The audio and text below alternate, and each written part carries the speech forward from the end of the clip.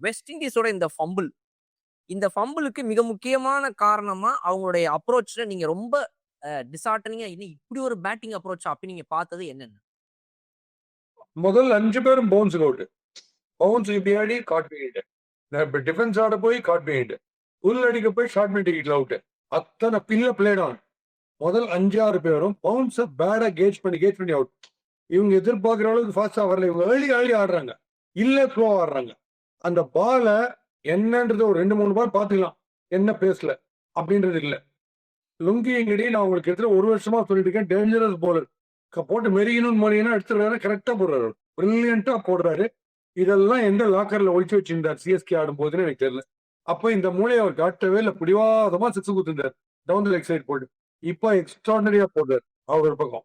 இங்க ஆக்சுவலா பிராட் பேஸ்டா நீங்க பாத்தீங்கன்னா ஃபர்ஸ்ட் ஹாஃப்ல பவுன்ஸ் பண்ணி அவங்க எடுத்துனே இருந்தாங்க. கரீபியன்ஸ், சவுத் ஆப்பிரிக்கன்ஸ் பவுன்ஸ் பண்ணி எடுத்துனாங்க. அதுலயும் கேவலமா போட்டது யான்சன் மட்டும்தான். யான்சன் தான் ரொம்ப பேடா போட்டார் த்ரூ அவுட்.